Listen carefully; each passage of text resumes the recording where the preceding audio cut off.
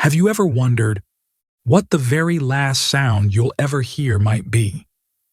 When the noise of life fades, when everything else goes silent, does your body, or maybe your soul, keep listening? Scientists say that hearing is the last sense to go. Even after a person becomes unconscious, the brain may still respond to sound. In fact, studies of patients near death and those in comas show that the auditory cortex still activates when familiar voices or meaningful music plays. That means the ears might still be listening, long after the eyes stop seeing. When the heart stops, the brain doesn't go quiet right away. There's often a brief surge of electrical activity, like the final flickers of a fading candle. This brain surge can last for up to 3 minutes, even after all other signs of life stop. And during that time, your ears may still be open.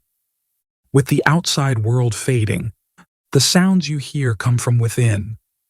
A heartbeat slowing, a breath softening, and sometimes a soft ringing, a high tone in the distance. That's tinnitus, a sound the brain creates when there's no real sound left to hear. Even when a person seems unresponsive, the brain can still recognize familiar voices. That's why families speak softly at a loved one's side. They say goodbye. They say, "I love you."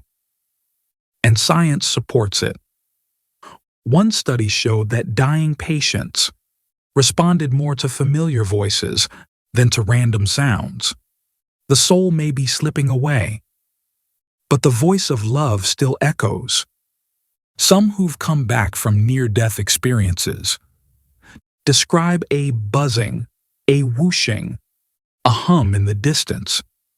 It's often compared to a tunnel, not seen, but heard. What causes it? Scientists believe the dying brain generates waves of energy as oxygen levels crash. It may be one last surge of consciousness before silence takes over completely. So the soundtrack of dying is not pure silence. It's something deeper, something more intimate, a mix of the final rhythm of breath, the memory of voices, and a mysterious hum born in the brain. It's silence, filled with meaning. If hearing truly is our last sense, then a kind voice, a loving whisper, might be the final thing we carry into whatever comes next. No matter what you believe, that's a beautiful thought. And maybe, in the silence of the end, we're not really alone.